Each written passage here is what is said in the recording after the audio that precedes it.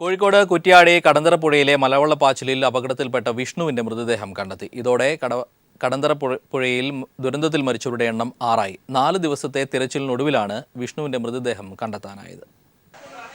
കടന്തറപ്പുഴയിലെ മലവെള്ളപ്പാച്ചിലിൽ അകപ്പെട്ടുപോയ 5 പേരുടെ മൃതദേഹങ്ങൾ കണ്ടെത്തിയപ്പോഴും വിഷ്ണുവിനെ കണ്ടെത്താനാകാത്തത് നാട്ടുകാർക്ക് നിരാശയേക്കാളേറെ പ്രതീക്ഷയായിരുന്നു.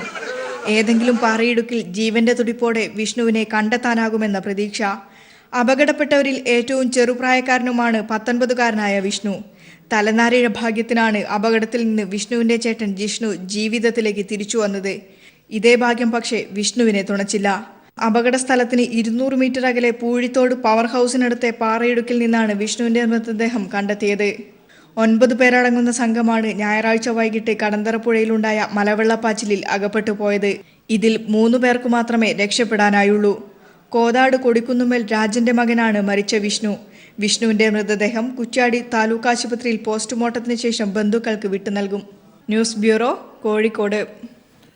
പാലക്കാട് മാൾട്ടാപ്പനി ബാധിച്ച കന്നുകാലികളെ തിരുവിഴാംകുന്നിലെ ഫാമിൽ തന്നെ ദയാവധം നടത്തി കുഴിച്ചുമൂടും. 1 മാസത്തിനകം ദയാവധം പൂർത്തിയാക്കാനും പ്രദേശവാസികളുടെ ആശങ്കകൾ പരിഹരിക്കാനും ജനപ്രതിനിധികളുടെ യോഗം വിളിക്കാനും വെറ്റിനറി സർവകലാശാലയിൽ ചേർന്ന വിദഗ്ധ സമിതി തീരുമാനമെടുത്തു. തൃശൂർ മണ്ണുത്തിയിലെ വെറ്റിനറി സർവകലാശാല ആസ്ഥാനത്തെത്തിച്ച് ദയാവധം നടപ്പാക്കാനുള്ള തീരുമാനത്തിന് മൃഗസംരക്ഷണ ബോർഡ് വിലക്ക് ഏർപ്പെടുത്തിയതോടെയാണ് ഫാമിൽ തന്നെ ദയാവധം നടപ്പാക്കാൻ തീരുമാനിച്ചത്. മാൾട്ടാപ്പനി ബാധിച്ച 84 കന്നുകാലികളെ മണ്ണൂത്തിയിലെ വെറ്റിനറി സർവകലാശാലയിൽ എത്തിച്ച് ദയാവധം നടപ്പാക്കാനുള്ള തീരുമാനത്തിന് കേന്ദ്ര മൃഗസംരക്ഷണ ബോർഡ് വിലക്ക് ഏർപ്പെടുത്തിയിരുന്നു. തുടർ നടപടികൾ ചർച്ച ചെയ്യാൻ വെറ്റിനറി സർവകലാശാലയിൽ ചേർന്ന ഉന്നതതല യോഗം കന്നുകാലികളെ ദയാവധത്തിന് വിധേയരാക്കി തിരുവിഴാംകുന്നിലെ ഫാമിൽ തന്നെ കുഴിച്ചുമൂടാനാണ് തീരുമാനമെടുത്തത്. 1 മാസത്തിനകം നടപടികൾ പൂർത്തിയാക്കും. ഇത്രയധികം കന്നുകാലികളെ ഒരുമിച്ച് കുഴിച്ചുമൂടുന്നതിൽ പ്രദേശവാസികൾക്ക് ഉണ്ടാകുന്ന ആശങ്കകൾ പരിഹരിക്കാൻ ജനപ്രതിനിധികളുടെ യോഗം വിളിക്കും. ഞങ്ങൾ പരിശോധിച്ചപ്പോൾ അവിടെ പ്രാദേശികമായിട്ട് ജനങ്ങൾക്ക് ചില ആശങ്കകളുണ്ട്, അതിന് ചില പ്രതിഷേധങ്ങൾ വരുന്നുണ്ട്. അപ്പോൾ അവരെയും കൂടെ വിശ്വാസത്തിലെടുത്ത്, അതായത് ഏതായാലും നമുക്ക് ആ ഉരുക്കളെ അവിടെ നിന്ന് ഒഴിവാക്കണമെന്നുള്ളത് തീർച്ചയായിട്ടും ചെയ്തിരിക്കണം. അല്ലെങ്കിൽ അത് തീർച്ചയായിട്ടും ആ രോഗം മറ്റു മൃഗങ്ങളിലേക്കും അതുപോലെ തന്നെ ബാക്കി ബുദ്ധിമുട്ടുകളുള്ളത് കൊണ്ട് എത്രയും പെട്ടെന്ന് കഴിയുന്നിടത്തോളം വേഗം അതിനെ അവിടെ നിന്ന് ഒഴിവാക്കുക എന്നുള്ളതാണ് നമ്മുടെ നയം. മനുഷ്യരിലേക്ക് എത്തിയാൽ ഗർഭഛിദ്രം അടക്കമുള്ള ആരോഗ്യ പ്രശ്നങ്ങളിലേക്ക് നയിക്കുന്ന മാൾട്ടാപ്പനി ബാധിച്ച കന്നുകാലികളെ ദയാവധത്തിന് വിധേയരാക്കാൻ സെപ്റ്റംബർ 11 വിദഗ്ധ സമിതി തീരുമാനമെടുത്തിരുന്നു. ഏതു വിധത്തിൽ ദയാവധം നടപ്പാക്കണമെന്ന കാര്യം മൃഗസംരക്ഷണ ബോർഡിന് വിട്ടു. സർവകലാശാല ആസ്ഥാനത്ത് എത്തിച്ച് ദയാവധം നടപ്പാക്കി ഉയർന്ന ഊഷ്മാവിൽ അവശിഷ്ടങ്ങൾ സംസ്കരിക്കാൻ സെപ്റ്റംബർ 15 ബോർഡ് നിർദ്ദേശം നൽകിയെങ്കിലും 19 മറ്റൊരു ഉത്തരവിലൂടെ ഇത് വിലക്കുകയായിരുന്നു. തുടർന്നാണ് ഫാമിൽ തന്നെ ദയാവധം നടപ്പാക്കാൻ വിദഗ്ധ സമിതി യോഗത്തിൽ തീരുമാനമായത്. വെറ്റിനറി സർവകലാശാല രജിസ്ട്രാർ, തിരുവിഴാംകുന്ന് കേന്ദ്രത്തിന്റെ തലവൻ ഷിബു സൈമൺ, മൈക്രോബയോളജി, മൃഗസംരക്ഷണ വകുപ്പ് വിദഗ്ധർ എന്നിവരാണ് യോഗത്തിൽ പങ്കെടുത്തത്. News bureau, Thrissur. അട്ടപ്പാടിയിൽ ആരോഗ്യവകുപ്പിന്റെ പ്രവർത്തനം കാര്യക്ഷമമാക്കുമെന്ന് മന്ത്രി കെ ശൈലജ. മുടങ്ങിക്കിടക്കുന്ന കമ്മ്യൂണിറ്റി കിച്ചണുകൾ പുനരാരംഭിക്കും. ഇതിനായി കുടിശ്ശിക തുക ഉടൻ കൊടുത്തു തീർക്കുമെന്നും അട്ടപ്പാടി സന്ദർശന ശേഷം മന്ത്രി അറിയിച്ചു. വിളർച്ച ബാധിച്ച് മരിച്ച ഷോളയൂർ സ്വർണ്ണപ്പിരിവൂരിലെ മണികണ്ഠന്റെ വീട്ടിലാണ് ആരോഗ്യമന്ത്രി ആദ്യമെത്തിയത്. കുടുംബാംഗങ്ങളെ ആശ്വസിപ്പിച്ച ശേഷം ആരോഗ്യവകുപ്പ് ഉദ്യോഗസ്ഥരുമായി മന്ത്രി ചർച്ച നടത്തി. വിളർച്ച രോഗം സ്ഥിരീകരിക്കാൻ വൈകിയതും മികച്ച ചികിത്സ കിട്ടാഞ്ഞതും വീട്ടുകാരും ഊര് നിവാസികളും മന്ത്രിയുടെ ശ്രദ്ധയിൽപ്പെടുത്തി. കമ്മ്യൂണിറ്റി കിച്ചന്റെ പ്രവർത്തനം മുടങ്ങിയതായിരുന്നു ഊരുകാരുടെ മറ്റൊരു പരാതി. ഇക്കാര്യത്തിൽ അടിയന്തര നടപടിയുണ്ടാകുമെന്ന് മന്ത്രി ഉറപ്പു നൽകി. അംഗൻവാടികളിൽ അമ്മമാർക്ക് പോഷകാഹാരം കിട്ടുന്നു ഉറപ്പുവരുത്തണം. പ്രസവിച്ചു കഴിഞ്ഞാൽ ഗർഭസ്ഥാവസ്ഥയിൽ കോട്ടത്തറ ഹോസ്പിറ്റലിൽ എല്ലാ ഗർഭിണികളെയും പരിശോധിക്കാനുള്ള സംവിധാനം ഉണ്ടാക്കണം. അതത് PHC വഴി വന്നാൽ മതി. ആവശ്യമുള്ള ആളുകളെ പരിശോധിച്ചാൽ മതി. ഭാരക്കുറവുള്ള കുട്ടികൾ ജനിക്കാതിരിക്കണം. അതിന് അമ്മമാർക്ക് നല്ല പോഷകാഹാരം കൊടുത്ത് അവർ കഴിക്കുന്നു എന്ന് ഉറപ്പുവരുത്തണം. അട്ടപ്പാടിയിൽ പോഷകാഹാരം ഉറപ്പുവരുത്തുമെന്ന് പറഞ്ഞ മന്ത്രി ആരോഗ്യവകുപ്പിന്റെ പ്രവർത്തനങ്ങൾ കാര്യക്ഷമമാക്കുമെന്ന് അറിയിച്ചു. ഷോളയൂർ പ്രാഥമികാരോഗ്യ കേന്ദ്രത്തിലും കോട്ടത്തറ ട്രൈബൽ സ്പെഷ്യാലിറ്റി ആശുപത്രിയിലും മന്ത്രി നേരിട്ടെത്തി. തുടർന്ന് അഗളിയിൽ അവലോകന യോഗവും ചേർന്നു. News bureau, Palakkad. തെന്നിന്ത്യൻ രാഷ്ട്രീയത്തെ കലുഷിതമാക്കി കാവേരി നദീജല തർക്കം തുടരുമ്പോഴും അവകാശപ്പെട്ട ജലം പോലും ഉപയോഗിക്കാനാവാതെ കേരളം. 2007 കാവേരി നദീജല തർക്ക പരിഹാര ട്രിബ്യൂണൽ വിധി പ്രകാരം 30 TMC ജലം കേരളത്തിന് അവകാശപ്പെട്ടതാണെങ്കിലും 9 TMC ജലം മാത്രമാണ് കേരളം ഉപയോഗിക്കുന്നത്. കാവേരിയുടെ പ്രധാന സ്രോതസ്സായ വയനാട്ടിലെ കബനിയുടെ കരകൾ പോലും വലിയ വരൾച്ചയെ നേരിടുകയും കർഷകർ കൃഷി ഉപേക്ഷിക്കുകയും ചെയ്യുകയാണിപ്പോൾ. 2007 ട്രൈബ്യൂണൽ വിധി പ്രകാരം കാവേരിയിൽ നിന്ന് 390 TMC ജലം കർണാടകയ്ക്കും 470 TMC തമിഴ്നാടിനും 30 TMC ജലം കേരളത്തിനും ഉപയോഗപ്പെടുത്താം. തമിഴ്നാടും കർണാടകയും ഇത് പരമാവധി പ്രയോജനപ്പെടുത്തുമ്പോൾ 30 TMC ജലം ഉപയോഗപ്പെടുത്തുവാനാവശ്യമായ പദ്ധതികൾ കേരളത്തിനില്ല. വിഭാവനം ചെയ്ത 12 പദ്ധതികളിൽ കാരാപ്പുഴയും ബാണാസുരയും ജലസേചനത്തിന് കാര്യമായി ഉപകാരപ്പെടാതെയും അവസാനിച്ചു. 30 TMC ജലത്തിൽ 21 TMC ജലവും കബനിയുടെ തീരപ്രദേശങ്ങളിലാണ് കേരളം ഉപയോഗിക്കേണ്ടത്. എന്നാൽ ഇന്ന് വയനാട്ടിൽ ഏറ്റവും കൂടുതൽ വരൾച്ച നേരിടുന്ന പ്രദേശങ്ങളാണ് ഇവിടം. കൃഷി ഇറക്കാൻ പോലും കർഷകർക്കാവുന്നില്ല. കേരളം കാവേരിക്ക് സംഭാവന ചെയ്യുന്ന 147 TMC ജലത്തിൽ 96 TMCയും കബനി വഴിയാണ് കാവേരിയിൽ പതിക്കുന്നത്. കഴിഞ്ഞ വർഷം ഞങ്ങൾ ആരും ഈ പ്രദേശത്തുകാരും കൃഷി ചെയ്തിട്ടില്ല. പക്ഷേ ഇക്കൊല്ലം കാലാവസ്ഥയ്ക്ക് ഒരു ചെറിയ മാറ്റം കിട്ടുമെന്ന് ഞങ്ങൾക്കൊരു പ്രതീക്ഷ ഉണ്ടായിരുന്നു. പക്ഷേ അതും അസ്ഥാനത്തായി. ഇപ്പോൾ തന്നെ ഇതേ രീതിയിലാണ് നെല്ല് ഉണങ്ങി നിൽക്കുന്നത്. ഇതിൻ്റെ അകത്ത് ഇനി ഒന്നും കിട്ടില്ല, മുഴുവൻ ഉണങ്ങി പോവുകയുള്ളൂ. വയനാട് അതിർത്തിയിൽ ബീച്ചിനഹള്ളി മുതൽ കർണാടക വൈദ്യുതിക്കും കൃഷിക്കും വിനോദസഞ്ചാരത്തിനുമൊക്കെയായി ഈ ജലം ഉപയോഗിക്കുന്നു. കേരളത്തിന് അവകാശപ്പെട്ട ജലം കാര്യക്ഷമമായി ഉപയോഗപ്പെടുത്താനായില്ലെങ്കിൽ കർഷകർ കൂട്ടത്തോടെ പലായനം ചെയ്യുന്ന പ്രദേശങ്ങളായി ഇവിടെ മാറും. News bureau, Wayanad. കൂലി മുടങ്ങിയതിനെ തുടർന്ന് ഒരു വിഭാഗം തൊഴിലാളികൾ മെട്രോ നിർമ്മാണ പ്രവൃത്തികൾ നിർത്തിവെച്ചു. കൊച്ചി മെട്രോ 4ാം ഘട്ട പ്രവൃത്തി നടക്കുന്ന വൈറ്റിലയിലാണ് തൊഴിലാളികൾ പണിമുടക്കിയത്. കരാറുകാരായ ഇറ കൺസ്ട്രക്ഷൻസ് ഉപകരാർ നൽകിയ കമ്പനികൾക്ക് തുക കൈമാറാത്തതിനെ തുടർന്നാണ് തൊഴിലാളികളുടെ ശമ്പളം മുടങ്ങിയത്. കൊച്ചി മെട്രോയുടെ 4ാം ഘട്ട നിർമ്മാണ പ്രവൃത്തികളുടെ കരാർ ഏറ്റെടുത്തിരിക്കുന്നത് ഇറ കൺസ്ട്രക്ഷൻസ് ആണ്. ഇറ ഉപകരാർ നൽകിയ JVJ പ്രോജക്ട്സ്, ഗ്രാൻഡ് കൺസ്ട്രക്ഷൻസ് എന്നീ കമ്പനികൾക്ക് 1 കോടി രൂപ വീതം കുടിശ്ശിക നൽകാനുണ്ടെന്ന് തൊഴിലാളികൾ പറഞ്ഞു. തുക കൈമാറാത്തതിനാൽ തൊഴിലാളികളുടെ കൂലി മുടങ്ങിയതിനെ തുടർന്ന് ഒരു വിഭാഗം തൊഴിലാളികൾ നിർമ്മാണ പ്രവൃത്തികൾ നിർത്തിവെക്കുകയായിരുന്നു. ഞങ്ങൾ മനസ്സിലാക്കിയെടുത്തോളം ഇവിടെ ഇറക്കി ബില്ല് കിട്ടുന്നുണ്ട്, ബില്ല് കിട്ടി അവർ മാറുന്നുണ്ട്. പക്ഷെ ഞങ്ങൾക്ക് പൈസ കിട്ടുന്നില്ല. ഈ 2 കമ്പനിക്കും 1 കോടി രൂപയിലധികം തരാനുണ്ട്.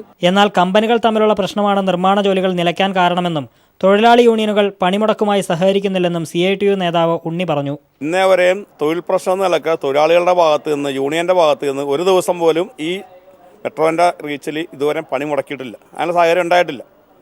അപ്പോൾ യൂണിയൻ വളരെ കൃത്യമായ രീതിയിൽ ഈ നിർമ്മാണത്തിനോട്, ഈ ഡ്രീം പ്രോജക്റ്റിനോട് സഹകരിക്കുന്നുണ്ട്. DMRCയിൽ നിന്നും കരാർ ഏറ്റെടുത്ത ഇറ കൺസ്ട്രക്ഷൻസ് യഥാസമയം തുക കൈമാറാത്തതിനാൽ 3.5 വർഷം മുൻപ് തുടങ്ങിയ 4ാം ഘട്ട നിർമ്മാണ പ്രവൃത്തികൾ ഇപ്പോഴും മന്ദഗതിയിലാണെന്നും തൊഴിലാളികൾ ചൂണ്ടിക്കാട്ടി. News bureau, Kochi. കൊല്ലം കടയ്ക്കലിൽ ക്യാൻസർ രോഗിയായ 90-കാരിയെ ലൈംഗികമായി പീഡിപ്പിച്ചിട്ടില്ലെന്ന് പോലീസ്. പീഡനശ്രമം, അതിക്രമിച്ച് കയറൽ, ദേഹോദ്രവം ഏൽപ്പിക്കൽ എന്നീ കുറ്റങ്ങൾക്കാണ് കേസെടുത്തത്. കൂടുതൽ വിവരങ്ങളുമായി കൊല്ലത്ത് നിന്ന് രാജ്കുമാർ ചേരുകയാണ്. രാജ്കുമാർ, എന്താണ് സംഭവിച്ചത്? പോലീസ് എന്താണ് പറയുന്നത്? ഇത് കഴിഞ്ഞ ദിവസം വീട്ടിലേക്ക് അതിക്രമിച്ച് കയറിയ വ്യക്തി വൃദ്ധയെ പീഡിപ്പിച്ചു എന്നാണ് വൃദ്ധ പലരോടും പറഞ്ഞിരുന്നതും ബന്ധുക്കളെ അറിയിക്കുകയും ചെയ്തത്. എന്നാൽ ബന്ധുക്കൾ ഇത് അപമാനം ഭയന്ന് പുറത്ത് പറയാതിരിക്കുകയായിരുന്നു. ഇതിന്റെ ഇപ്പോൾ മാധ്യമ വാർത്തയുടെ അടിസ്ഥാനത്തിൽ പോലീസ് കേസെടുത്ത് അന്വേഷണം ആരംഭിക്കുകയും വൃദ്ധയുടെ മൊഴി രേഖപ്പെടുത്തുകയും മെഡിക്കൽ പരിശോധന നടത്തുകയും ചെയ്തിട്ടുണ്ട്. ഇതിൽ ലൈംഗിക പീഡനം നടന്നിട്ടില്ല എന്നുള്ളതാണ് പോലീസിന്റെ ഇപ്പോഴത്തെ നിലപാട്. അതേസമയം ഇപ്പോൾ കസ്റ്റഡിയിലുള്ള ആൾ ഈ അതിക്രമിച്ച് കയറി അക്രമം അഴിച്ചുവിട്ട ആൾ തന്നെയാണോ എന്ന് ഇതുവരെ സ്ഥിരീകരിക്കാൻ കഴിഞ്ഞിട്ടില്ലെന്നുള്ളതാണ് പറയുന്നത്. അന്വേഷണത്തിൽ ഇരിക്കുന്ന വിഷയത്തിൽ ഇപ്പോൾ ഒന്നും പറയാനാകില്ല എന്നുള്ളതാണ് പോലീസ് സ്വീകരിച്ചിരിക്കുന്ന നിലപാട്. വൃദ്ധയുടെ ആരോഗ്യസ്ഥിതി എങ്ങനെ? ാണ് പ്രായാധിക്യത്തിന്റെ പ്രശ്നങ്ങൾ മാത്രമാണ് ഉള്ളത്. മാനസികമായിട്ടുള്ള ചില പ്രശ്നങ്ങളുമുണ്ട്. അതിനനുസൃതമായിട്ടുള്ള ചികിത്സയാണ് അവർക്ക് നൽകി വരുന്നത്. കൊല്ലത്ത് നിന്ന് രാജ്കുമാറാണ് വിവരങ്ങൾ നൽകിയത്. തിരുവനന്തപുരം സ്വദേശിനിയായ പ്രായപൂർത്തിയാകാത്ത പെൺകുട്ടിയെ പീഡനത്തിന് ഇരയാക്കി. തൊടുപുഴയിൽ വെച്ച് കാമുകനാണ് 15 വയസ്സുകാരിയെ പീഡിപ്പിച്ചത്. സംഭവത്തിൽ കാമുകന്റെ സുഹൃത്തുക്കളടക്കം 4 പേരെ പോലീസ് പിടികൂടി. തിരുവനന്തപുരം ആറ്റുകാൽ സ്വദേശിനിയായ 15 വയസ്സുകാരിയാണ് പീഡനത്തിനിരയായത്. 10ാം ക്ലാസ് വിദ്യാർത്ഥിനിയായ പെൺകുട്ടിയെ കഴിഞ്ഞ 12-ന് കാമുകനായ തിരുവനന്തപുരം സ്വദേശി അഖിൽ വീട്ടിൽ നിന്നും കൂട്ടിക്കൊണ്ടുപോവുകയായിരുന്നു. തുടർന്ന് തൊടുപുഴയിൽ അഖിലിന്റെ സുഹൃത്തിന്റെ വീട്ടിൽ വെച്ചാണ് പീഡനം നടന്നത്. പീഡനത്തിന് കൂട്ടുനിന്ന മറ്റ് 3 സുഹൃത്തുക്കളെയും പോലീസ് പിടികൂടി. ഇനി ഒരാൾ കൂടി പിടിയിലാകാനുണ്ട്. തിരുവനന്തപുരം ഫോർട്ട് പോലീസാണ് കേസ് അന്വേഷിക്കുന്നത്. അതേസമയം പെൺകുട്ടി സ്വമേധയാ കാമുകനൊപ്പം പോയതായിരുന്നുവെന്നും പറയപ്പെടുന്നു. പ്രായപൂർത്തിയാവാത്ത പെൺകുട്ടിയായതിനാൽ എല്ലാ പ്രതികൾക്കെതിരെയും പീഡനക്കുറ്റമാണ് ചുമത്തിയിരിക്കുന്നത്. News bureau, Thiruvananthapuram. അനാഥരുടെ ജീർണിച്ച മൃതദേഹം സ്വന്തം രക്ഷിതാക്കളെ പോലെ സംസ്കരിക്കുകയാണ് കൊല്ലം സ്വദേശി ജയചന്ദ്രൻ. 13 വർഷമായി ജയചന്ദ്രൻ ഇത് ചെയ്യുന്നത് തന്റെ അനാഥത്വത്തിന്റെ വേദന മറക്കാനാണ്. ഇന്ന് 5 മൃതദേഹങ്ങൾ ജയചന്ദ്രൻ മറവ് ചെയ്തു. അനാഥനായ ജയചന്ദ്രൻ അനാഥരായി ആരോരുമില്ലാതെ തെരുവിൽ ഉപേക്ഷിക്കപ്പെട്ടതിനെ തുടർന്ന് മരണപ്പെട്ടുപോയവരുടെ മൃതശരീരങ്ങളാണ് ഈ ചുമക്കുന്നത്. ഒരുപക്ഷെ ജീവിതത്തിൽ ഇതുതന്നെയായിരിക്കും ജയചന്ദ്രന്റെ പുണ്യപ്രവൃത്തി. ആരോരുമില്ലാത്തവർക്ക് അനാഥനായ താൻ തുണയുണ്ടെന്ന് ഈ ചിത്രങ്ങളിലൂടെ നമുക്ക് ബോധ്യമാകും.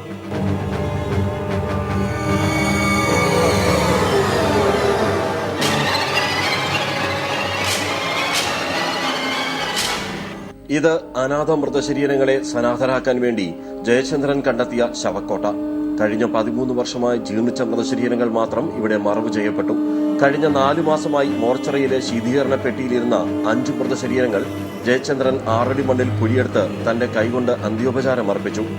ശവം മറവ് ചെയ്യൽ ജയചന്ദ്രന് നിത്യവൃത്തിയാണെന്ന് കരുതരുത്. അതിലും അപ്പുറം ചിലതുണ്ട് ഈ 30-കാരന് പറയാൻ. അതെൻ്റെ ഒരു സാഹചര്യം അനുസരിച്ച് ഞാൻ കൊച്ചുനാളിലെ വളർന്നു വന്നൊരു സാഹചര്യം. എൻ്റെ ഒരു ഗതി വേറൊരാൾക്ക് വരരുതെന്നൊരു ആഗ്രഹം എനിക്കുണ്ട്. ഈ നാളൊരു സമയം എൻ്റെ ഗതി എങ്ങനെയാവുമെന്ന് എനിക്കറിയില്ല, അത് പറയാനും പറ്റില്ല. സ്വന്തമായി 6 അടി മണ്ണില്ലാത്തത് മാത്രമാണ് ഈ യുവാവിൻ്റെ ദുഃഖം. കയറി കിടക്കാൻ ഒരു വീടില്ല. അങ്ങനെ ഇതൊക്കെ ചെയ്തെങ്കിൽ ഒരു വീടൊപ്പിക്കാൻ പറ്റും. ഈ വരുമാനം കൊച്ചുങ്ങളെ ചിലവിന് എൻ്റെ വണ്ടിക്കൂലിക്ക് തകയത്തുള്ള. അനാഥരെ സനാഥരാകാൻ ജീർണിച്ച മൃതദേഹങ്ങളുമായി ജയചന്ദ്രന്റെ ചുവടുവെപ്പ് സമൂഹ മനസാക്ഷിയെ ബോധവൽക്കരിക്കാനും കൂടി ലക്ഷ്യമിട്ടാണ്. മരണപ്പെട്ടുപോയ അനാഥരായ ഈ 5 പേരും ക്രിസ്ത്യാനിയാണോ മുസ്ലിമാണോ ഹിന്ദുവാണെന്ന് ജയചന്ദ്രൻ അറിയില്ല. എന്തായാലും ജയചന്ദ്രന് ബാക്കിയായിട്ടുള്ളത് അവർക്ക് അന്ത്യോപചാരം അർപ്പിക്കുക എന്നുള്ളതാണ്. അതുകൊണ്ടാണ് ഓരോ നുള്ളു മണ്ണിടുമ്പോഴും തൻ്റെ ആത്മാർത്ഥമായ ആദരവ് അതിനോട് പ്രകടിപ്പിക്കുന്നത്. മുളങ്കാടകം ശ്മശാനത്തിൽ നിന്ന് ക്യാമറമാൻ പ്രമോദ് പന്തിയോടിനൊപ്പം രാജ്കുമാർ. ഓണാവധിക്കാലത്ത് കളക്ഷൻ റെക്കോർഡുകൾ ഭേദിച്ച് പത്തനംതിട്ടയിലെ ടൂറിസം മേഖല. അടവിയിലെ കുട്ടവഞ്ചി സവാരിയിലാണ് കളക്ഷൻ റെക്കോർഡ് നേടിയത്. ചതയ ദിനത്തിൽ മാത്രം 1,30,200 രൂപയായിരുന്നു വരുമാനം. സംസ്ഥാനത്ത് വിനോദസഞ്ചാര മേഖലയിൽ ആദ്യമായി കുട്ടവഞ്ചി സവാരി ആരംഭിച്ചത് തണ്ണിത്തോട് അടവിയിലാണ്. അന്നു മുതൽ പത്തനംതിട്ട ജില്ലയിലെ ടൂറിസം വരുമാനത്തിന് പ്രധാന പങ്ക് വഹിക്കുന്നതും അടവിയാണ്. ഈ ഓണ അവധിക്കാലത്ത് എല്ലാ റെക്കോർഡുകളും മറികടന്ന കളക്ഷനാണ് അടവിയിലുണ്ടായത്. കഴിഞ്ഞ ഓഗസ്റ്റ് 13-ന് 80,800 രൂപയായിരുന്നു ഏറ്റവും ഉയർന്ന വരുമാനമെങ്കിൽ ഓണാവധിക്കാലത്ത് ചതയദിനത്തിൽ മാത്രം 1,09,200 രൂപയാണ് കളക്ഷൻ നേടിയത്. 2014 ഓഗസ്റ്റ് മുതൽ 2016 ഓഗസ്റ്റ് വരെ 1,31,90,700 രൂപ വരുമാനം ലഭിച്ചതെങ്കിൽ കഴിഞ്ഞ മാസം 11,30,000 രൂപയാണ് വരുമാനം നേടിയത്. അടവിയിലെത്തുന്ന സഞ്ചാരികൾ കുട്ടവഞ്ചി സവാരിക്ക് ശേഷം മണ്ണീറ, പൂച്ചക്കുളം എന്നിവിടങ്ങളിലെ വെള്ളച്ചാട്ടവും കാണാനെത്തുന്നുണ്ട്. അടവി പദ്ധതിയുടെ ഭാഗമായി പെരുവാലിയിൽ മരത്തിനു മുകളിലെ മുളംകുടിലുകൾ സഞ്ചാരികൾക്കായി തുറന്നു നൽകിയതോടെ രാപ്പാർക്കാനെത്തുന്ന കുടുംബങ്ങളും ഏറെയാണ്. News bureau, Pathanamthitta. കോഴിക്കോട് മർദ്ദനമേറ്റ ഓണപ്പൊട്ടനെതിരെ കേസ്. BJP-കാർ മർദ്ദിച്ച ഓണപ്പൊട്ടൻ സജീഷിനെതിരെയാണ് പീഡനം ഉൾപ്പെടെയുള്ള വകുപ്പുകൾ ചുമത്തി കേസെടുത്തിരിക്കുന്നത്. എന്നാൽ വ്രതാനുഷ്ഠാനത്തിന് ശേഷമാണ് താൻ വേഷം കെട്ടിയതെന്നും തനിക്കെതിരെ BJP പ്രവർത്തകർ കള്ള ആരോപണങ്ങൾ ഉന്നയിക്കുകയാണെന്നും സജീഷ് പറയുന്നു. കഴിഞ്ഞ ദിവസമാണ് ഓണപ്പൊട്ടനായി എത്തിയ സജീഷിനെ ഒരു സംഘം BJP-കാർ മർദ്ദിച്ചത്. ജാതിപ്പേര് വിളിച്ച് അധിക്ഷേപിച്ചായിരുന്നു മർദ്ദനം. ഓണപ്പൊട്ടൻ വേഷം കെട്ടി വീടുകളിൽ കയറാൻ പാടില്ലെന്ന് ഭീഷണിപ്പെടുത്തുകയും ചെയ്തു. സംഭവവുമായി ബന്ധപ്പെട്ട് പോലീസിൽ പരാതി നൽകിയെങ്കിലും പോലീസ് കൃത്യമായ നടപടി സ്വീകരിച്ചില്ലെന്നും പ്രതികൾക്കെതിരെ കേസെടുത്തെങ്കിലും ഒത്തുതീർപ്പാക്കാനുള്ള നീക്കമാണ് പോലീസ് നടത്തിയതെന്നും സജീഷ് പറയുന്നു. ഞാൻ എൻ്റെ ജാതിപ്പേര് വിളിച്ച് അധിക്ഷേപിച്ചു എന്ന് പറഞ്ഞു. അപ്പോൾ അപ്പോഴേക്ക് അവർ എന്താക്കി പെരിനടുത്ത് പൂട്ടി അവിടെ നിന്ന് എഴുന്നേറ്റ് നടന്നു. എന്നിട്ട് എന്നെ വിളിച്ച് അപ്പുറം കൂട്ടിക്കൊണ്ടുവരും പറഞ്ഞു, പിന്നെ ഇത് ഇങ്ങനെയാണെങ്കിൽ വലിയൊരു പ്രശ്നമാവും, ഇങ്ങനെയൊന്നും ചെയ്യാൻ പാടില്ല, ജാതിപ്പേര് വിളിച്ച് തന്നാൽ പ്രശ്നമാകുന്നതാണ്. അപ്പം ഞാൻ പറഞ്ഞു അതൊന്നുമില്ല, എന്നെ വിളിച്ച കാര്യങ്ങളാണ് ഞാൻ എൻ്റെ മൊഴി രേഖപ്പെടുത്തേണ്ടതാണ്. അങ്ങനെ അതിൽ മൊഴിയെടുക്കാൻ തയ്യാറായില്ല. 1-2 മണിക്കൂറോളം പുറത്തേപ്പിച്ചു. കുറേ സമ്മർദ്ദം ചെലുത്തിയതിന് ശേഷമാണ് പിന്നെ എൻ്റെ മൊഴിയെടുക്കുന്നത്. ഇതിന് ശേഷം 4 ദിവസം കഴിഞ്ഞിട്ടാണ് കൗണ്ടർ കേസ് ഇങ്ങോട്ട് വരുന്നത്. പിന്നെ എനിക്ക് ജാമ്യം കിട്ടാത്ത കേസും അവർക്ക് ജാമ്യം കിട്ടുന്ന കേസായിട്ട് മാറി വന്നിട്ടുണ്ട്. DYFI പ്രവർത്തകൻ കൂടിയായ സജീഷ് കാലാകാലങ്ങളായി പരമ്പരാഗതമായ ഓണപ്പൊട്ടൻ വേഷം കിട്ടുന്ന ആൾ കൂടിയാണ്. എന്നാൽ നിലവിൽ നാദാപുരം പോലീസ് 531 വകുപ്പ് പ്രകാരം സജീഷിനെതിരെയാണ് കേസ് രജിസ്റ്റർ ചെയ്തിരിക്കുന്നത്. ഏറെ നാളത്തെ വ്രതത്തിനു ശേഷമാണ് താൻ ഓണപ്പൊട്ടൻ വേഷം കിട്ടിയതെന്നും മദ്യപിച്ചു എന്ന് വരുത്തി തീർക്കാനുള്ള ശ്രമമാണ് BJP പ്രവർത്തകർ നടത്തുന്നതെന്നും സജീഷ് പറയുന്നു. ഓണപ്പൊട്ടൻ ഹൈന്ദവ വിരുദ്ധമാണെന്നും ഓണപ്പൊട്ടനെ സ്വീകരിക്കരുതെന്നും നേരത്തെ BJP പ്രവർത്തകർ നാട്ടുകാർക്ക് നിർദ്ദേശവും നൽകിയിരുന്നു. ഓണം വാമന ജയന്തിയായി ആഘോഷിക്കാനുള്ള സംഘപരിവാറിന്റെ ശ്രമഫലമായാണോ ഓണപ്പൊട്ടനെ ആക്രമിച്ചതിന് പിന്നിലെന്നാണ് പ്രദേശവാസികളും കരുതുന്നത്. News bureau, Kozhikode. വാക്കുപാലിച്ച് M. Swaraj MLA. Tripunithura mini ബൈപ്പാസിലെ ടോൾ ശനിയാഴ്ച നിർത്തും. ടോളുകളാൽ ചുറ്റപ്പെട്ട് കിടക്കുന്ന തൃപ്പൂണിത്തുറ നഗരത്തെ ടോളിൽ നിന്ന് മോചിപ്പിക്കുമെന്ന് തെരഞ്ഞെടുപ്പ് വേളയിൽ M. സ്വരാജ് ജനങ്ങൾക്ക് ഉറപ്പു നൽകിയിരുന്നു. മറ്റ് 2 ടോളുകളുടെ കാര്യത്തിൽ അടുത്ത മന്ത്രിസഭാ യോഗത്തിൽ തീരുമാനം എടുക്കും. സർക്കാരിന്റെ ജനപ്രിയ തീരുമാനങ്ങൾ പ്രതിപക്ഷ പ്രശംസ പിടിച്ചുപറ്റുകയാണ്. എറണാകുളം ജില്ലയിലെ കുണ്ടന്നൂർ തേവര പാലത്തിലെ ടോൾ ബൂത്ത് നിർത്തലാക്കിയതിന് പിന്നാലെയാണ് തൃപ്പൂണിത്തുറ മിനി ബൈപ്പാസിൽ തട്ടിപ്പള്ളിക്കടവ് പാലത്തിലെ ടോൾ പിരിവും അവസാനിപ്പിക്കുന്നത്. ജനങ്ങൾക്ക് തൃപ്പൂണിത്തുറയിൽ നിന്ന് പുറത്തു കടക്കണമെങ്കിൽ 3 ടോളുകളിൽ പിരിവ് നൽകണം. ഇത്തരം ടോളുകൾ നിർത്തലാക്കാൻ ഒട്ടേറെ സമരങ്ങളും കഴിഞ്ഞ കാലങ്ങളിൽ നടന്നിരുന്നു. കഴിഞ്ഞ നിയമസഭാ തെരഞ്ഞെടുപ്പ് വേളയിൽ മണ്ഡലത്തിലെ പ്രധാന ചർച്ചാ വിഷയങ്ങളിൽ ഒന്ന് ഇതായിരുന്നു. ടോൾ നിർത്തലാക്കണമെന്ന MLA M. സ്വരാജ് പൊതുമരാമത്ത് വകുപ്പിനോട് ആവശ്യപ്പെട്ടു. പൊതുമരാമത്ത് വകുപ്പ് മന്ത്രി G. സുധാകരൻ വിളിച്ചു ചേർത്ത ഉന്നതതല യോഗത്തിൽ തൃപ്പൂണിത്തുറ മിനി ബൈപ്പാസിലെ ടോൾ പിരിവ് നിർത്തലാക്കാനുള്ള തീരുമാനം കൈക്കൊള്ളുകയായിരുന്നു. വാക്കുപാലിച്ച MLAയും സർക്കാരും ജനങ്ങളുടെയും പ്രതിപക്ഷ കക്ഷികളുടെയും പ്രശംസ പിടിച്ചുപറ്റുകയാണ്. തീർച്ചയായിട്ടും നല്ല തീരുമാനമാണ്. നല്ല MLA എന്ന നിലയിലുള്ള നല്ല പ്രവർത്തനങ്ങളാണ് സുരാജ് കാണിച്ചത്. വളരെ നല്ല തീരുമാനമായിട്ട് കാണുന്നു. ഇതിലെ പാസ് ചെയ്യാൻ രക്ഷയില്ല. മിക്കവാറും ടോളിന് ബാക്കി ആയാലും തരാറില്ല. INTUC ജില്ലാ സെക്രട്ടറി വൈക്കം നസീർ. INTUC അടക്കമുള്ള നേതാക്കന്മാർ ഇവിടെ വന്നിച്ചും ഇതിനെതിരെ സമരം ചെയ്ത അന്ന് കെ ബാബു MLA ഇവിടെ ഇരിക്കുന്ന സമയം കൂടിയാണ്. അതിനുവേണ്ട എല്ലാ മെമ്മോറാണ്ടം കൊടുക്കുകയും അത് പിൻവലിക്കണമെന്ന് പറഞ്ഞിട്ട് സ്വീകരിച്ചില്ല. എന്തായാലും ഈ സർക്കാർ ചെയ്യുന്നതിന് ജനങ്ങൾക്ക് ഗുണമുള്ള കാര്യമാണെങ്കിൽ എപ്പോഴും എൻ്റെ വ്യക്തിപരമായിട്ട് ഏറ്റവും നന്നായിട്ട് അതിനെ അഭിവാദ്യം ചെയ്യുന്നു. തൃപ്പൂണിത്തുറ SN കവല റിഫൈനറി റോഡിലെയും ചിത്രപ്പുഴ പാലത്തിലെയും ടോൾ പിരിവുകൾ നിർത്തലാക്കണമെന്നുള്ള MLAയുടെ ആവശ്യം അടുത്ത മന്ത്രിസഭാ യോഗം പരിഗണിക്കും. റോഡ്സ് ആൻഡ് ബ്രിഡ്ജസ് ഡെവലപ്മെന്റ് കോർപ്പറേഷനോട് ഇത് സംബന്ധിച്ച റിപ്പോർട്ട് ഉടൻ സമർപ്പിക്കണമെന്ന് മന്ത്രി G. സുധാകരൻ നിർദ്ദേശവും നൽകിയിട്ടുണ്ട്. News bureau, Kochi. കോഴിക്കോട് നോട്ടുകൾ വിതറി കാറിൽ നിന്ന് 4 ലക്ഷം രൂപ കവർന്നു. മോഷ്ടാക്കളുടേതെന്ന് സംശയിക്കുന്ന CCTV ദൃശ്യം കേന്ദ്രീകരിച്ച് അന്വേഷണം പുരോഗമിക്കുകയാണ്. നിർത്തിയിട്ട കാറിന് സമീപത്ത് 10 നോട്ടുകൾ വിതറിയാണ് കാറിനകത്തുണ്ടായിരുന്ന 4 ലക്ഷം രൂപ കവർന്നത്. പരമ്പത്ത് പാലായെങ്കിൽ റിയാസിന്റെ പണമാണ് നഷ്ടമായത്. കാറിൽ ഡ്രൈവർ ഇരിക്കുന്ന സീറ്റിന്റെ സൈഡിലായി റോഡിൽ 7 10 രൂപ നോട്ടുകൾ വിതറുകയും തുടർന്ന് പൈസ മോഷ്ടാക്കൾ ചൂണ്ടിക്കാണിക്കുകയും ചെയ്തു. വണ്ടിയിൽ നിന്നിറങ്ങി ഇയാൾ പൈസയെടുത്ത് തൊട്ടടുത്തുണ്ടായിരുന്ന RP മാളിലെ ജീവനക്കാരന് നൽകുന്നതിനിടെയായിരുന്നു കാറിലുണ്ടായിരുന്ന ബാഗ് മോഷ്ടാക്കൾ തട്ടിയെടുത്തത്. ചേവായൂരിൽ പുതിയ കട തുടങ്ങുന്നതിനായി കോർപ്പറേഷൻ ബാങ്കിൽ നിന്ന് പണം എടുത്തു വരുമ്പോഴായിരുന്നു സംഭവം. മർക്കസ് കോംപ്ലക്സിലെ ബേക്കറിയിൽ സ്ഥാപിച്ച CCTV ദൃശ്യങ്ങളുടെ അടിസ്ഥാനത്തിൽ നടക്കാവ് സിയുടെ നേതൃത്വത്തിൽ അന്വേഷണം നടന്നുവരികയാണ്. News bureau, Kozhikode. കൊല്ലം മാരാരിത്തോട്ടത്ത് ചരക്ക് തീവണ്ടി പാളം തെറ്റിയ സംഭവത്തിൽ അട്ടിമറി സാധ്യതയും റെയിൽവേ അന്വേഷിക്കുന്നുണ്ടെന്ന് Thiruvananthapuram railway divisional manager Prakash Bhutani. പാളത്തിൽ വിള്ളലുണ്ടാകാനുള്ള സാധ്യത തള്ളിക്കളയാനാകില്ലെന്നും അദ്ദേഹം പറഞ്ഞു. സംഭവം പാർലമെന്റിൽ ഉന്നയിക്കുമെന്ന് KC വേണുഗോപാലും പ്രതികരിച്ചു. അതേസമയം തടസ്സപ്പെട്ട ട്രെയിൻ ഗതാഗതം പുനഃസ്ഥാപിച്ചു. കേരളത്തിലെ റെയിൽ ഗതാഗതത്തെ താറുമാറാക്കിയ മാരാരിത്തോട്ടം ചരക്ക് തീവണ്ടി അപകടത്തിന് പിന്നിൽ പാളത്തിലെ വിള്ളലാകാമെന്ന നിഗമനത്തിലാണ് റെയിൽവേ. സംഭവത്തെക്കുറിച്ച് റെയിൽവേയുടെ ട്രാഫിക് വിഭാഗം തയ്യാറാക്കിയ FIRൽ ഇക്കാര്യം അടിവരയിടുന്നു. പാളത്തിലെ വിള്ളൽ സാധ്യത തള്ളിക്കളയാനാകില്ലെന്ന് Thiruvananthapuram divisional railway manager Prakash Bhutani പ്രതികരിച്ചു. അട്ടിമറി സാധ്യത റെയിൽവേ അന്വേഷിക്കുമെന്നും അദ്ദേഹം പറഞ്ഞു.